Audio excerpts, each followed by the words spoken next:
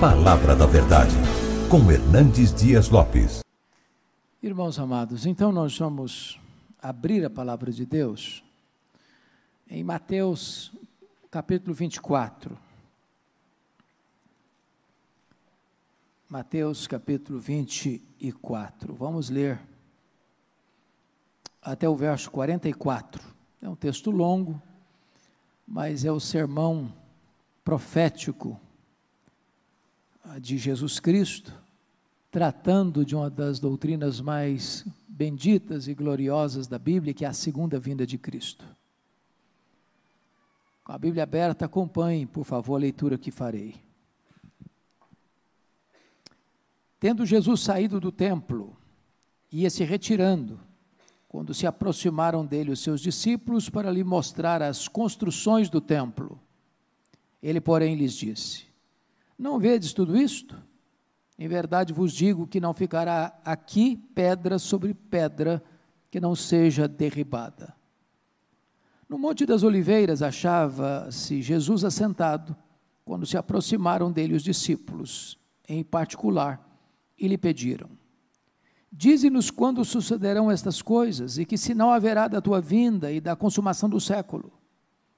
E ele lhes respondeu: vede que ninguém vos engane, porque virão muitos em meu nome, dizendo: eu sou o Cristo, e enganarão a muitos.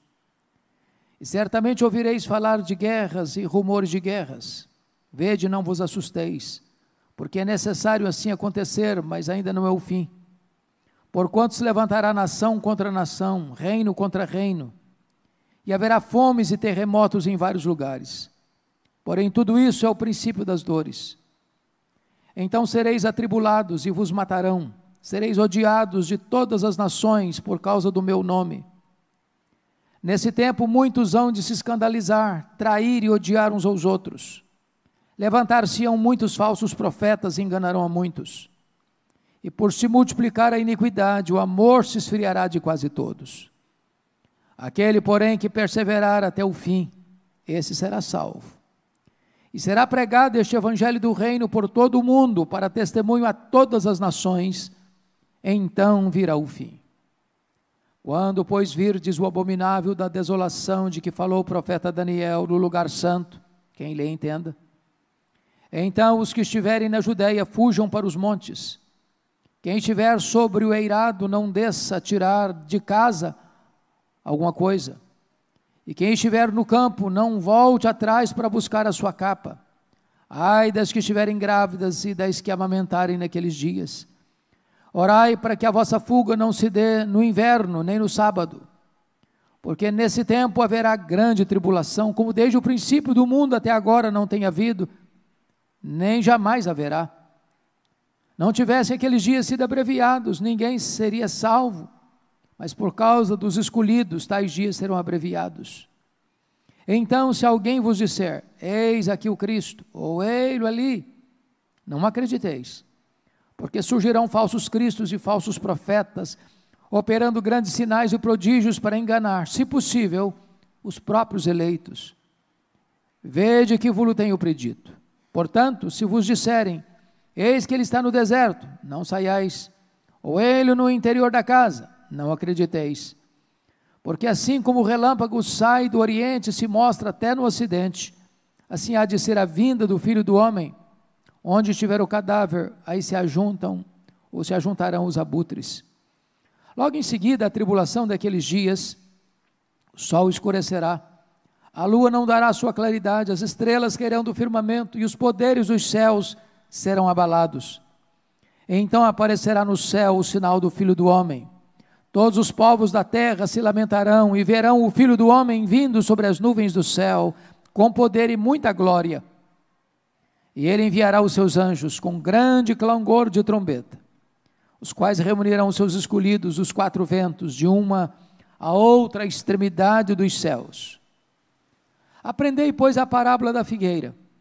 Quando já os seus ramos se renovam e as folhas brotam, sabeis que está próximo o verão. Assim também vós, quando virdes todas estas coisas, sabei que está próximo às portas. Em verdade vos digo que não passará esta geração sem que tudo isto aconteça. Passará o céu e a terra, porém as minhas palavras não passarão. Mas a respeito daquele dia e hora ninguém sabe, nem os anjos dos céus, nem o Filho, senão o Pai. Pois assim como foi nos dias de Noé, também será a vinda do Filho do Homem. Porquanto, assim como nos dias anteriores ao dilúvio, comiam e bebiam, casavam e davam-se em casamento, até o dia em que Noé entrou na arca, e não o perceberam, senão quando veio o dilúvio e os levou a todos, assim será também a vinda do Filho do Homem. Então 2 estarão no campo, um será tomado e deixado o outro. 2 estarão trabalhando num moinho, uma será tomada e deixada a outra. Portanto, vigiai, porque não sabeis em que dia vem o vosso Senhor. Mas considerai isto: se o pai de família soubesse a que hora viria o ladrão, vigiaria e não deixaria que fosse arrombada a sua casa. Por isso ficai também vós apercebidos, porque a hora em que não cuidais, o Filho do Homem virá.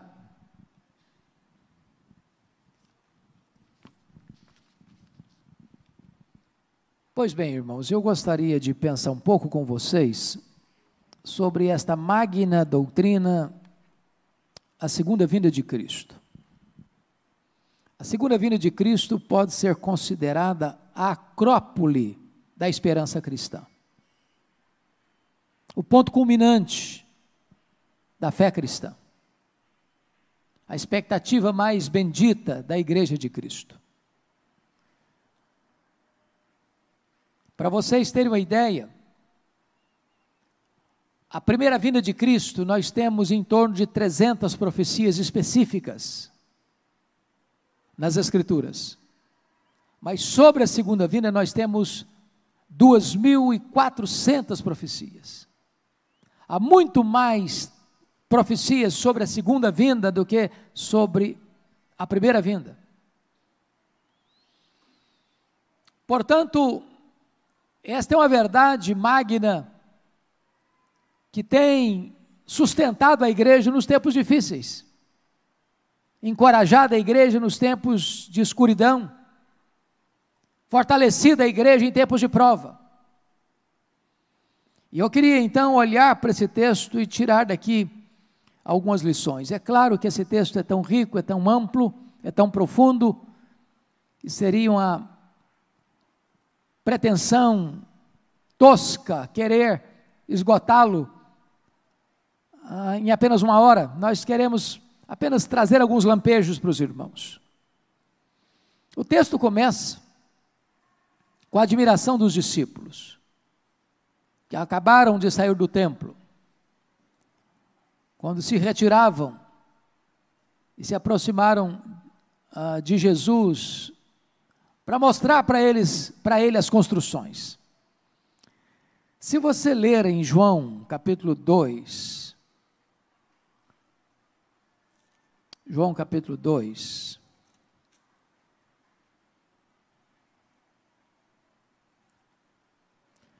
esse texto,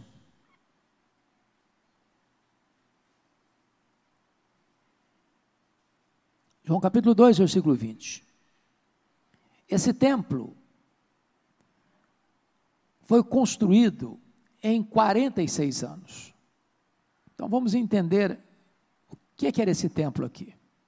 Vocês se lembram que o segundo templo era o templo de Zorobabel. E era um templo modesto. É por isso que os velhos que viram o cativeiro e retornaram da Babilônia, ao verem o templo de Zorobabel, choraram, porque era um templo muito pequeno, muito simples em relação à grandeza do templo salomônico que fora destruído. No ano 37, antes de Cristo, Herodes o Grande, filho de Antípatro, que tinha nascido em Ascalon, era idumeu, foi nomeado pelo Senado romano como rei dos judeus. Este homem era um homem perverso, truculento. Ele se casou 10 vezes. Ele, quando assumiu o governo, matou toda a família dos macabeus que o precederam.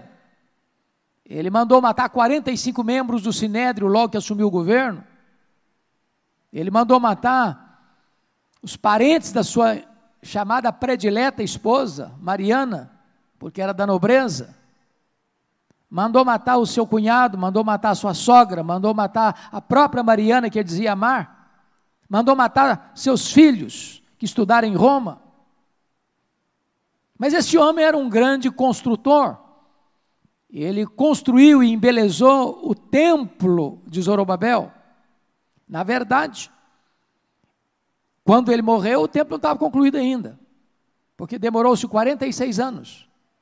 Ele começa a reinar no ano 39, é nomeado rei dos judeus em 37, mas morre no ano 4 a.C., porque o nosso calendário está atrasado. Vocês sabem disso. Então, quando ele morreu, o templo nem estava concluído ainda. O certo é que este templo era um palácio de mármore branco, bordejado de ouro, de riquezas impressionantes. Era o maior palácio religioso da época.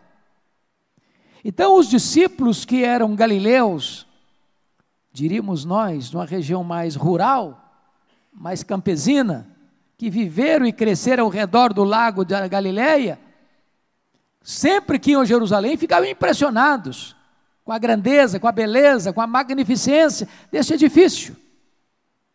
E eles então estão saindo do templo e chamam a atenção de Jesus. Está vendo, senhor? Que coisa linda, que prédio maravilhoso, que palácio incrível. E então vem a profecia de Jesus, voltando para Mateus 24, quando Jesus disse para eles assim, olha aí que coisa impressionante, verso 2, vede tudo isto? Em verdade vos digo que não ficará aqui pedra sobre pedra, que não seja derribada. Bom, mas isso é um negócio impensável, impensável. Seria quase a mesma coisa de que um turista visitar Nova York, antes da derrubada das Torres Gêmeas, e eu tive o privilégio de subir lá no topo, e ter uma representação panorâmica da cidade, como se estivesse num helicóptero visitando, e alguém me dissesse quando eu subi lá, falou, essas torres daqui a uns dias vão cair. Vai desabar, vai colapsar. Era impossível pensar isso. E Jesus estava aqui trazendo uma profecia, que não demoraria muito para acontecer, do ano 70. Quando o general Tito cercou Jerusalém, porque vocês sabem que em 1966, ou melhor, perdão, no ano 66, eu estou só botando mais 1900 anos na frente. No ano 66, aconteceu a guerra dos judeus. Vocês lembram disso? E na guerra dos judeus, houve uma rebelião lá em Cesareia, porque uma sinagoga fora profanada. E essa guerra só foi aumentando. E Roma manda para lá o general Tito para contornar o motim, a rebelião. Isso no ano 66.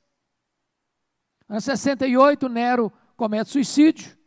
Ano 70, o general cerca Jerusalém e destrói Jerusalém. Cumprindo a profecia de Jesus, nesse templo não fica pedra sobre pedra. Mas todo o sermão profético de Jesus registrado em Mateus 24, pega essa cena do cerco, da invasão e da destruição de Jerusalém como um emblema, como um símbolo daquilo que seria o maior acontecimento da história, a segunda vinda de Cristo.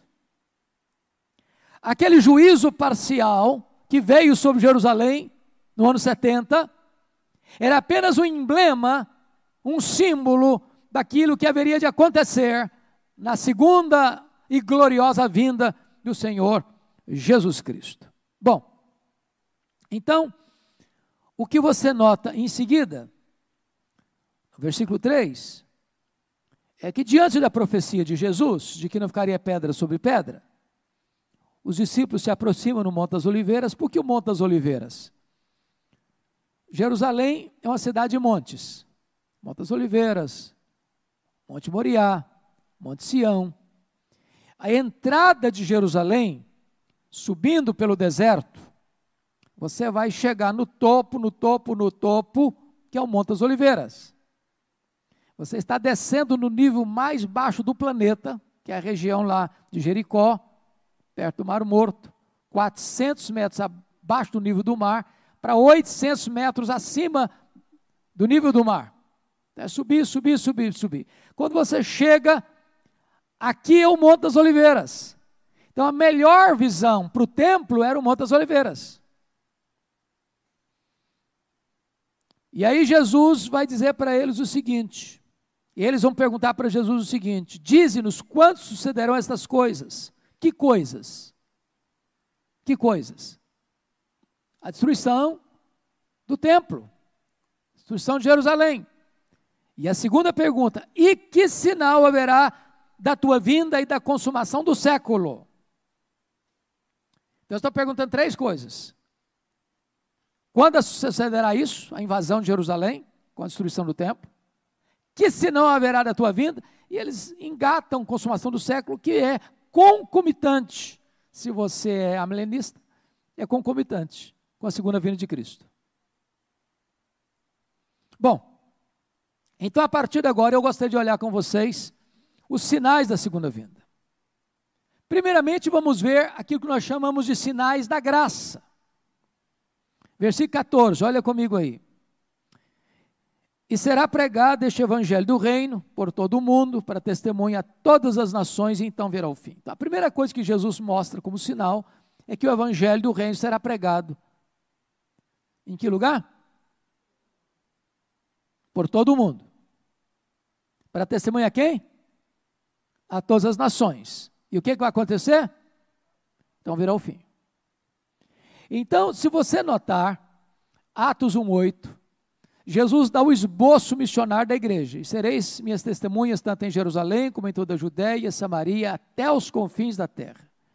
Agora, vamos entender.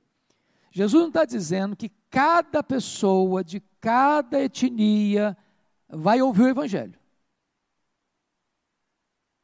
Está dizendo que esse evangelho vai ser pregado por todo mundo, para testemunhar todas as nações, e aqui etnias. Então virá o fim.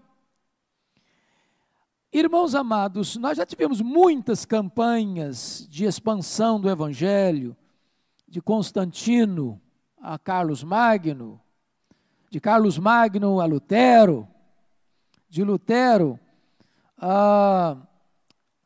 até o período das missões modernas, que foi em 1792 com William Carey, e das missões modernas de 1792 de William Carey até hoje.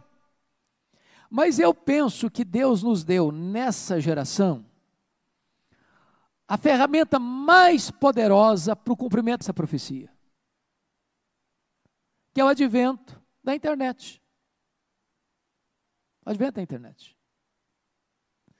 Se você usa literatura, ela tem fronteira. Se você usa rádio, tem fronteira. Se você usa televisão, tem fronteira. Se você usa qualquer outro instrumento, tem fronteira. Se você usa as mídias sociais, você fala para o mundo inteiro. Me permita contar um fato pessoal. Há um ano, mês de novembro, eu tinha um canal de YouTube praticamente desativado. Tinha criado em 4 anos, sem nenhum investimento, Fábio. Só estava lá. De vez em quando alguém lá postava um sermão e tal. Parado. Em novembro do ano passado, eu disse, não, eu estou investindo no canal do YouTube da igreja, em Pinheiros, eu invisto na LPC, vou investir também nesse, porque são mais um galho, mais um braço, mais uma porta. Num ano, nós alcançamos, só neste canal, 36 milhões de pessoas. 36 milhões de pessoas. Hoje, só neste canal, 90 mil pessoas escutam um sermão. Só neste canal. Hoje, você não pode imaginar nem pensar que uma igreja, pequena, média ou grande, pregue apenas para 4 paredes. Eu escrevi um texto essa semana dizendo que é quase um crime hoje você pensar que uma igreja se reúna entre 4 paredes e limite o seu sermão apenas às pessoas que estão assentadas nos bancos. Há 2 anos eu preguei um sermão lá em São Paulo para um grupo de 100 mulheres. Esse sermão já tem mais de 2 milhões de acessos. Se eu pregasse só para aquelas mulheres, eu não saberia mais o que eu preguei, elas não saberiam mais o que eu preguei, e ficaria ali, sepultado no túmulo do tempo. Mas como você pode usar essas ferramentas, você está levando esta palavra para o mundo inteiro, dando celeridade àquilo que Pedro diz, nós devemos aguardar e apressar. E apressar. Então, me permita uma fala, não só para a nossa igreja, porque ela já está tomando medidas nesse sentido, trabalhando nesse sentido, mas pessoalmente, consagre suas mídias sociais para pregar o Evangelho. E eu tomei uma decisão. Eu não misturo as estações. Todas as minhas mídias têm um propósito, que é levar a mensagem do Evangelho. As mídias estão sendo hoje usadas para o mal, na grande maioria. A igreja pode e deve usar para o bem. E nós vamos, de certa forma, cumprir esta missão. Hoje, lá em Pinheiros, graças a Deus, nós estamos legendando os sermões. Já tem inglês, francês, alemão, mandarim, russo. Por quê? Porque a maneira de você chegar às nações hoje, mais rápido, mais célere, é desta forma. Não estou dizendo que nós vamos evitar, deixar os outros meios, não. Os outros meios também. Mas não podemos nos esquecer de que assim o Evangelho do Reino será pregado a todas as nações. Segundo sinal que eu levanto e trago à sua memória, são os sinais que indicam oposição a Deus. Então vamos ver a tribulação, a grande tribulação. Olha o versículo 9 comigo. Então sereis atribulados e vos matarão. Sereis odiados de todas as nações por causa do meu nome. Olha o versículo 10. Nesse tempo muitos vão se escandalizar, trair e odiar uns aos outros. Verso 21 e 22. Porque nesse tempo haverá grande tribulação, como desde o princípio do mundo até agora não tem havido, nem haverá jamais. Não tivesse aqueles dias sido abreviados, ninguém seria salvo, mas por causa dos escolhidos, tais dias serão abreviados. Meus amados irmãos, chama a sua atenção para esse fato.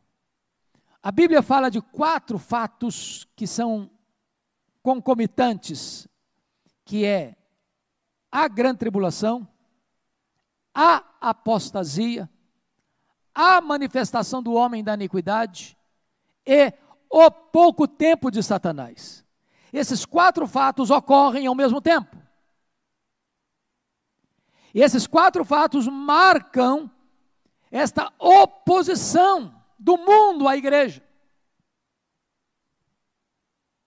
A igreja foi perseguida? Sempre foi. Sempre foi. O Sinédrio perseguiu, os imperadores romanos perseguiram, depois a religião oficial do mundo perseguiu.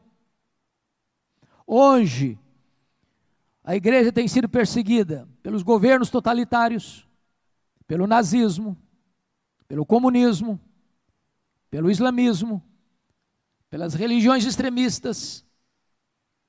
Hoje, tem muitos irmãos nossos presos, torturados, mortos, por causa da sua fé. E não precisa ser nenhum grande estudioso para perceber que o mundo hoje caminha com o pé no acelerador para uma agenda global anticristã. E preparem-se, porque talvez a nossa geração, se não dos nossos filhos, terão que lidar com essa oposição, com essa perseguição. E o que é curioso é que isso vem jeitosamente sendo feito e costurado em leis, nos países chamados cristãos. Os países chamados cristãos. O mundo está afunilando. E essa profecia de Jesus está mais clara do que o sol ao meio-dia.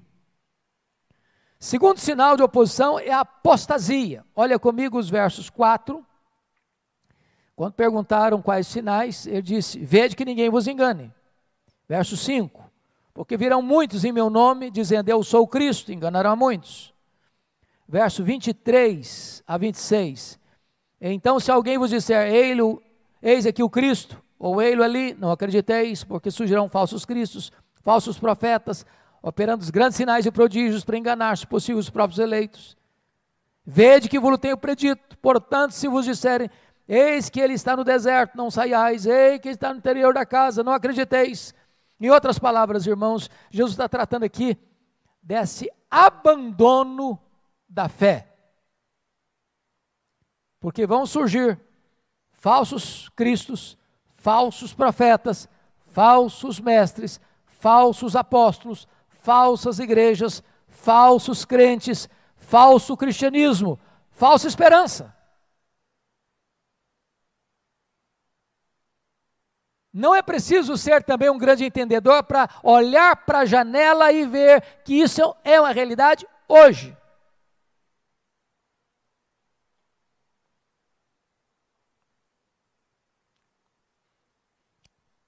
Se você perceber, talvez o liberalismo teológico começou com isso, né? Fruto do racionalismo, iluminismo. E é dramático, irmãos, é dramático você olhar hoje, por exemplo, o que é Europa. É doloroso. Para vocês terem uma ideia, Holanda, até 1960, as pessoas frequentavam as igrejas. De 1960 para cá, os templos estão lá, mas o povo não frequenta a igreja mais. Eu tenho um grande amigo que esteve lá a semana passada e me passou um WhatsApp com alguns templos bonitos, que hoje são bar, outros são biblioteca, outros são museus. As pessoas não vão mais para a igreja. Em Edimburgo, capital da Escócia, eu visitei um dos templos mais bonitos. E quando eu entrei, eu fiquei chocado porque não tinha púlpito nem banco, era um bar. A Inglaterra, dos grandes avivamentos, hoje não tem 4% que frequentam a igreja evangélica. Os templos são vendidos e transformados em mesquitas, em bares, em museus, em teatros.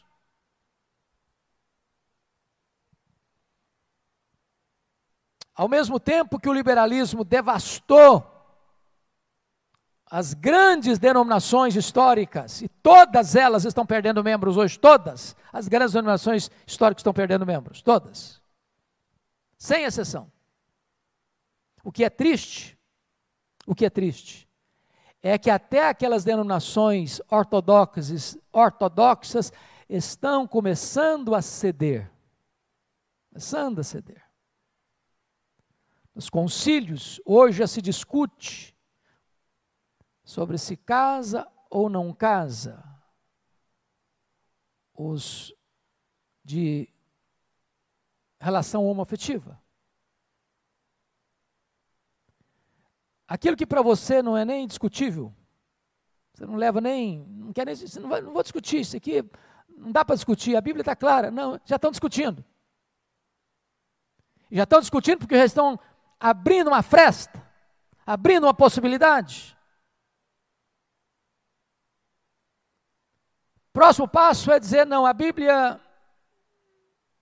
é arcaica, ela foi escrita para aquele tempo, A cultura mudou, a sociedade mudou, as leis mudaram, o entendimento mudou, a cosmovisão mudou. Então a Bíblia precisa se adequar. Eu preciso atualizar, preciso ressignificar o texto.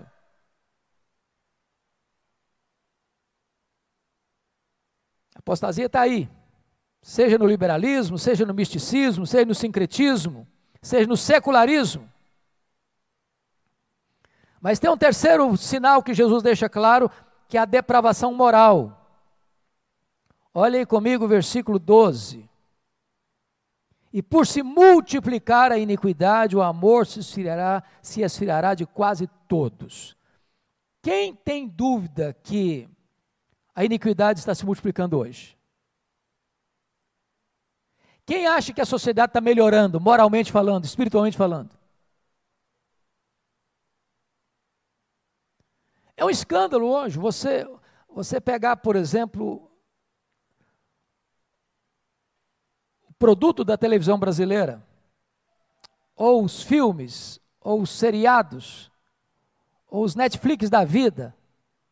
Não dá para você assistir com a sua família 30 minutos sem você passar vergonha, ou de repente você já perdeu também a capacidade de passar vergonha e está tudo normal.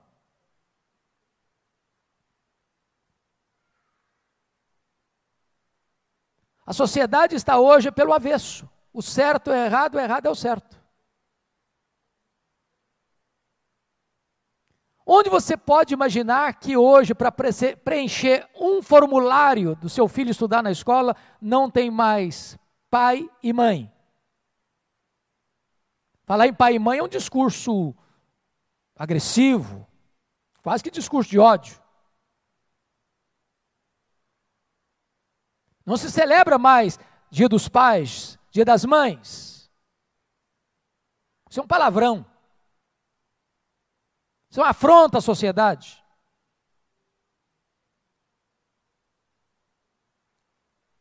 Onde uma escola não pode ter banheiro de menino e menina. Essa é a nossa sociedade. Agora, tem um cabeça pensando, tem alguém pensando, tem um teórico pensando. Tem uma mídia divulgando. Tem a imprensa falando de dia e de noite. Tem as cortes definindo. Os parlamentos legislando, as cortes definindo. Tudo está sendo amarrado. As pontas estão sendo amarradas. Quando a igreja acordar, ela está dentro de um cenário de perseguição religiosa, a não ser que ela se conforme.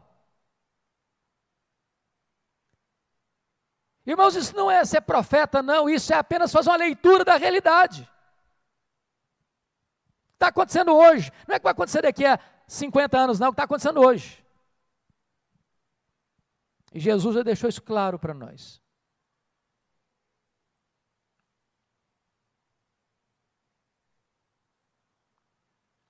Mas tem outro cumprimento aí que Jesus coloca no verso 15, que é a figura do anticristo. Quando, pois, virdes o abominável da desolação de que falou o profeta Daniel no lugar santo, quem lhe entenda. Então, os que estiverem na Judéia, fujam para os montes. Quem estiver sobre o eirado, não desça para tirar coisa alguma. Quem estiver no campo, não volte atrás para buscar sua capa. Ai das que estiverem grávidas e das que amamentarem naqueles dias. Orai para que a vossa fuga não se dê no inverno nem no sábado. É claro que Jesus está contando aqui, nesse contexto todo aqui, a invasão de Jerusalém, que é um emblema do que acontecerá. A figura do anticristo, ela foi representada certamente em Antíoco Epifânio, quando ele sacrificou uma porca no altar do templo de Zorobabel. Ele é aqui representado pelo invasor de Jerusalém no ano 70. E está dizendo que não fuja, porque tanto o sábado, as pessoas tinham só um período para andar, não podia fugir mais do que aquele, pela norma que eles acreditavam. No inverno, Jerusalém chega a temperaturas abaixo de zero, não dá para caminhar rápido no inverno, e uma mulher grávida não tem agilidade para correr. Mas o fato é que ele está falando aqui apontando para o anticristo que virá. E esse anticristo é chamado na Bíblia de o iníquo, lá em 2 Tessalonicenses capítulo 2. Agora preste atenção no que eu vou lhes dizer. A palavra iníquo no grego é anomos, de onde vem a nossa palavra portuguesa, sem lei. Em outras palavras, o anticristo será um líder que vem numa esteira da ditadura do relativismo, sem lei. A sociedade presentana é uma sociedade que não suporta princípios, regras, normas, valores absolutos. Então ele vem exatamente nessa esteira. E é curioso que o diabo quis sempre imitar a Deus, sendo Deus trino, Pai, Filho e Espírito Santo, ele vai querer imitar isso. O dragão, o anticristo e o falso profeta. Uma vez que a segunda pessoa se encarnou, ele também vai tentar fazer isso, dando ao anticristo o seu poder e a sua autoridade. O anticristo será mutatis mutandis, uma espécie de encarnação de Satanás. Uma vez que Cristo tem uma noiva, a igreja, ele vai também tentar imitar isso. Ele vai ter a grande meretriz, a grande Babilônia. E diz Apocalipse 13, que todas as nações vão adorar o anticristo. Todas. Todos, exceto os que têm o selo de Deus. Isso significa o seguinte, irmãos, nenhum crente vai adorar o anticristo. Quando eu falo crente, eu estou falando de salvo. O Senhor Jesus não vai perder sequer uma ovelha, por mais tenra e por mais fraca. Bendito seja Deus.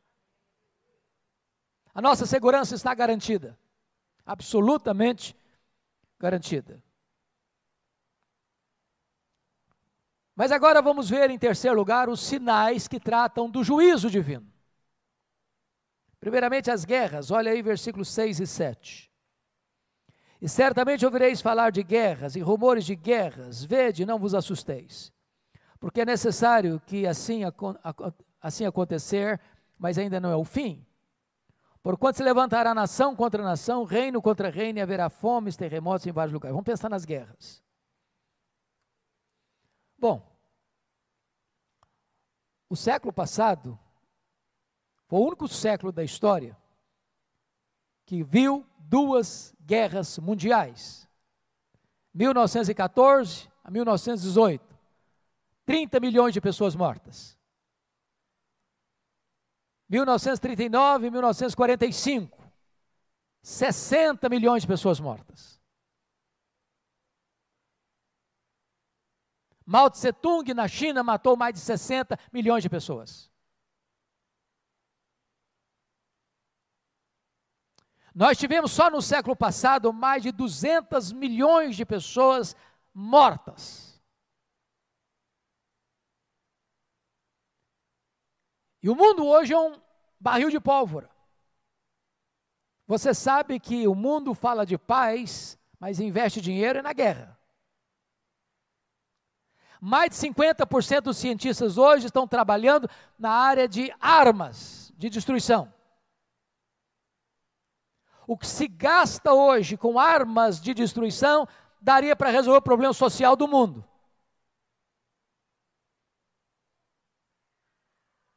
E hoje nós temos não só guerras, reino contra reino, nação contra nação, mas etnia contra etnia, tribo contra tribo. E esse é o cenário que Jesus apontou. Mas em segundo lugar, vem os terremotos, no versículo 7. Bom, terremotos sempre aconteceram. Mas deixa eu lhe dar uma estatística. pesquisa geológica dos Estados Unidos. De 1890 a 1930, houve apenas 8 terremotos medindo 6,0 na escala Richter. 1930 e 1960, 18. 60, 79, 64. 80, 96, mais de 200. O que você percebeu? Uma escalada vertiginosa. A questão não é se tem ou não tem terremoto, a questão é a intensificação do sinal. Isso aponta o quê? Para o aceleramento da segunda vinda do Senhor Jesus. Mas aqui tem um outro aspecto que fala de fomes. A fome é um subproduto da guerra ou da exploração. Eu disse para vocês que eu estive agora há um mês em Guiné-Bissau e eu voltei de lá com meu coração muito quebrado. Porque estive em 2019 em Angola. Angola é um país que tem ricos, poucos, mas tem. Uma corrupção violenta e a massa pobre. Mas Angola é o 5º país mais rico da África. Vocês sabem que a África é o 2º continente mais populoso do mundo, só perde para a Ásia. Tem mais de 1 bilhão e 200 milhões de habitantes. Contribui apenas com 2% da riqueza mundial. Mas Guiné-Bissau só tem pobreza. Tem 2 milhões de habitantes. Para vocês terem uma ideia, não vi uma obra pública sequer. No país inteiro só tem um semáforo e não funciona. Os carros que rodam lá são a sucata da Europa. As estradas inexistem porque só buraco. As casas melhorzinhas é coberta de zinco, um calor insuportável. Não tem emprego, não tem salário. As pessoas estão na rua, mulheres, jovens, crianças, adolescentes, moças, ao redor de uma bacia de pepino ou de batata, para vender aquilo e comer no final do dia. A expectativa do guineense é comer hoje. Comer hoje. Enquanto algumas pessoas estão morrendo de fome, tem outras que estão morrendo de comer. Fomes é uma situação que mexe com a gente. Graças a Deus nós chegamos, já conseguimos, a Igreja de Pinheiros está mandando cestas básicas, já tem milhares de pessoas hoje que já receberam, e cesta básica para eles, entenda, um saco de arroz, porque eles comem arroz. A comida principal é arroz.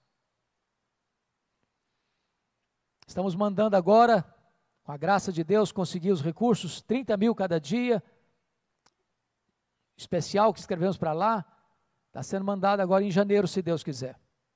Eu já estou conversando com alguns empresários para ir comigo na próxima ida, e a ideia é montar uma fábrica de telha, para dar emprego e para ajudar a cobrir as casas com uma cobertura que aplaque um pouco o calor, melhore um pouco a qualidade de vida deles.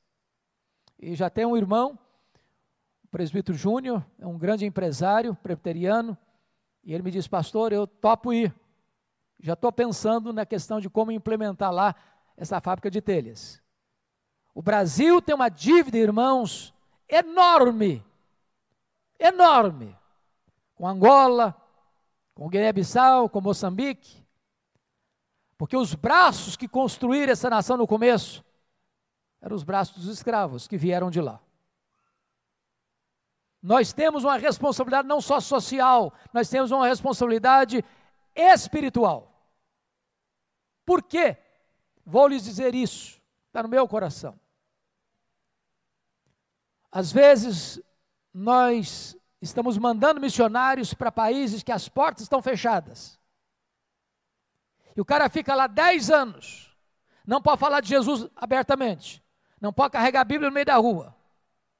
E aí começa a escolinha de futebol, daqui a 10 anos ele tem lá 5 alunos de futebol. E às vezes, tem países que as portas estão escancaradas, os frutos estão maduros, As pessoas pedindo, pelo amor de Deus, venha pregar para nós o Evangelho. E ele não manda missionário.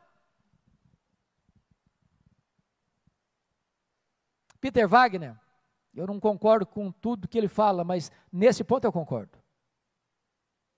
Ele diz o seguinte: pense comigo, um agricultor. Ele tem uma lavoura de maçãs para colher. Ele tem 100 funcionários. E 80% da lavoura dele está madura na hora de colher. 20% está verdolenga. Eu pergunto a vocês, onde esse fazendeiro manda seus trabalhadores colher maçãs? Onde ele manda mais gente para colher? Onde está maduro, onde está verdolengo? É óbvio. Onde a lavoura está madura. Eu não estou dizendo que nós não vamos mandar missionários para a janela 10/40, não. Eu estou lhes dizendo que nós precisamos entender o tempo e mandar missionários para onde as portas estão abertas, escancaradas. Você manter um missionário em Angola ou em Guiné-Bissau hoje, você gasta menos de 1/5 do que manter um missionário na Europa. Agora é claro que não dá status você ir para Guiné-Bissau, nem para Angola. Irmãos, o desafio está posto. O desafio está posto.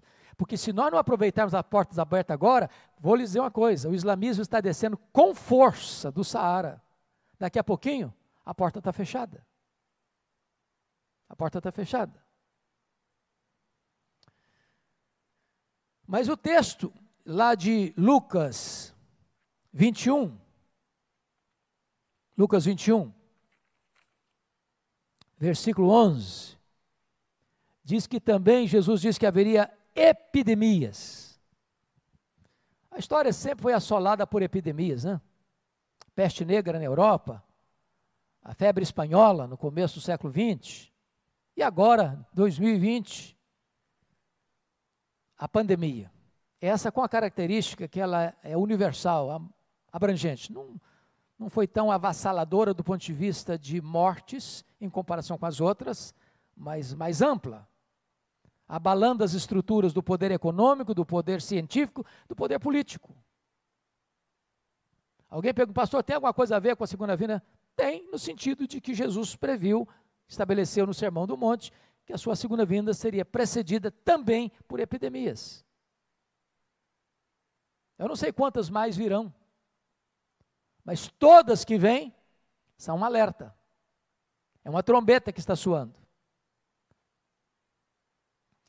Mas me permita agora olhar um pouquinho sobre como será a segunda vinda, a descrição da segunda vinda. E o versículo 27, confira comigo aí, a segunda vinda será repentina. Assim como o relâmpago sai do Oriente e se mostra no Ocidente, assim há de ser a vinda do Filho do Homem. Ou seja, não dá para se preparar de última hora. Repentina. Na linguagem de 1 Coríntios, capítulo 15, no momento, num átomo de tempo, num piscar de olhos, assim Jesus voltará. Não dá para buscar encher a lâmpada de azeite quando a trombeta soar. Segundo lugar, a segunda vinda do Senhor Jesus, ela será não só repentina, mas será também inesperada. Inesperada. Olha aí comigo o versículo 43. Mas considerai isso, se o pai de família soubesse a que hora viria o ladrão, vigiaria e não deixaria que fosse arrombada a casa. Por isso ficai também vós apercebidos, porque a hora em que não cuidais, o Filho do Homem virá. Quando ele usa a figura do ladrão, que foi usada por Jesus, por Paulo, por João, por Pedro, a ideia é, um ladrão não manda um telegrama, nem passa um e-mail, nem um zap para vocês, olha, tal dia, tal hora eu chego aí. Ele chega de forma o quê? Inesperada. Ou seja, a segunda vinda de Cristo não será óbvia. Vai ser como um dia qualquer. Você levanta cedo, escova dentro, toma café, Se você tem filho na idade de escola, leva o filho para a escola. Se você não tem filho na idade de escola, você vai para o trabalho. Se você já está aposentado, você dorme mais um pouquinho. Vai ser num dia assim. Quando você não está esperando, é que ele vem. Mas mais do que isso, a segunda vinda será também gloriosa. Olha comigo o verso 30. Então aparecerá no céu o sinal do Filho do Homem, todos os povos da terra se lamentarão e verão o Filho do Homem vindo sobre as nuvens com poder e muita glória.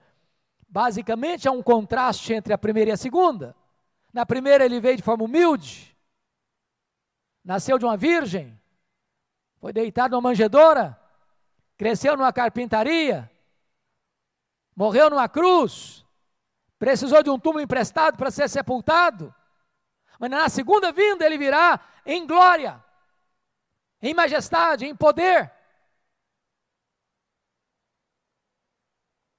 Mais do que isso, ela será vitoriosa, verso 31, e ele enviará os seus anjos com grande clangor de trombeta, os quais reunirão seus escolhidos dos quatro ventos de uma a outra extremidade dos céus. Oh, irmãos, que coisa maravilhosa, porque a Bíblia menciona, preste atenção nisso aqui, quando Jesus voltar, primeiro fato, primeiro acontecimento, João 8, 28 e 29, os mortos ouvirão a sua voz e sairão dos túmulos, uns para a ressurreição da vida, outros para a ressurreição do juízo. Segundo, os que estiverem vivos serão transformados, e nessa rapidez dos anjos, eles saem colhendo os salvos, Então preste atenção, as máscaras vão cair, porque anjo não vai ser ludibriado. O anjo não vai pegar um ímpio, achando que vai pegar um salvo, nem vai deixar um salvo pensando que ele é ímpio. Diz 2 Timóteo 2,19 que Deus conhece os que lhe pertencem. Mas mais do que isso, eu gostaria só agora que você, e eu quero terminar, dizendo o seguinte, que você precisa, e eu também, olhar esses sinais. Porque quero chamar a sua atenção para o versículo 37 e 39. Pois assim como foi nos dias de Noé, também será a vinda do Filho do Homem. Porquanto assim como nos dias anteriores ao dilúvio, comiam e bebiam, casavam e davam-se em casamento, até o dia em que Noé entrou na arca, e não o perceberam, senão quando veio o dilúvio e os levou a todos. Assim será também a vinda do Filho do Homem. O que eu acho interessante é que Jesus, no sermão aqui, ele não aponta a depravação das pessoas que viveram no período diluviano. Ele só alerta para o fato de que casavam, compravam, vendiam, davam-se em casamento, levava a vida. E eu pergunto a vocês, que pecado há em comer e beber? Que pecado há em casar e dar em casamento? Que pecado há nisso? Nenhum. Então qual é o alerta de Jesus aqui? O alerta de Jesus aqui é que antes dele voltar, ou nos dias que precederão a sua volta, as pessoas vão estar tocando a vida normalmente, fazendo o que sempre fizeram, comendo, bebendo, casando, dando-se em casamento. E foi assim que aconteceu no dilúvio. Noé pregou 120 anos, ele era o pregoeiro da justiça. Ninguém acreditou, ninguém deu atenção, ninguém ouviu, ninguém se arrependeu, e ele fala, todo mundo tocando a vida, ganhando dinheiro, vivendo a vida. E Jesus vai ser assim, como nos dias de Noé.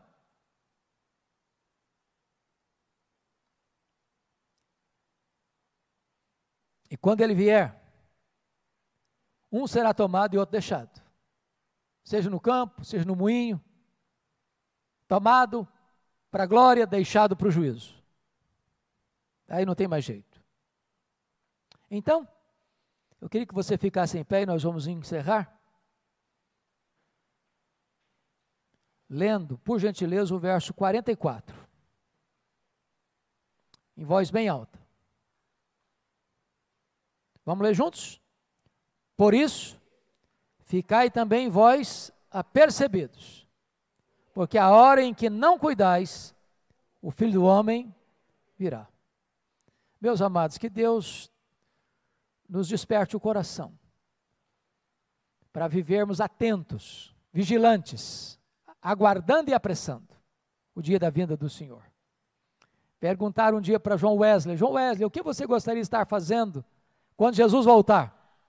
Ele respondeu, eu gostaria de estar fazendo o que eu faço todo dia. Todo dia eu estou aguardando, esperando a volta.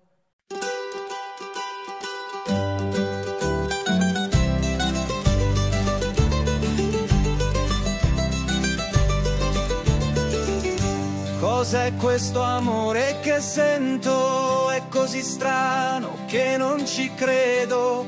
Cammino avanti e indietro, dal nulla sei entrata nel petto mio. Ogni passo mi porta a te, ogni sguardo mi brucia dentro. Sei un sogno che non va via e io non so più che fare. Corri che l'amore mi sfugge, prendilo tra le tue mani, fermati, lo sento nel cuore. Scappiamo via insieme a questo amore. Corri, corri, che scappa l'amore mio. Stringilo, tienilo, che vola via se non lo sai.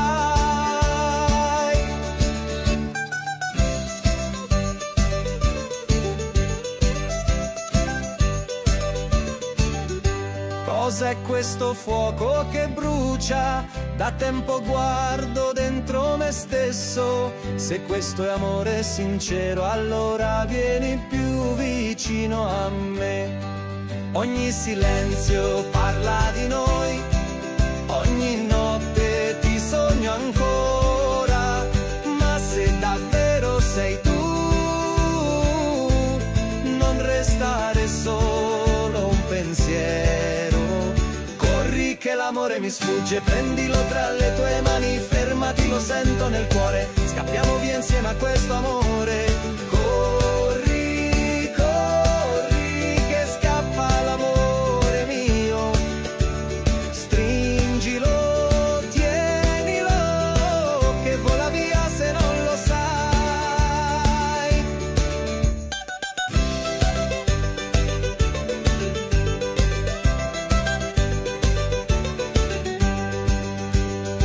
E se domani non ci vediamo, porta con te quello che siamo nel mio cuore. Hai già un posto, non lasciarlo mai più vuoto. Corri che l'amore mi sfugge, prendilo tra le tue mani, fermati, lo sento nel cuore. Scappiamo via insieme a questo amore. Corri amore, che il tempo ci guarda. Fermati adesso o l'amore ci scappa.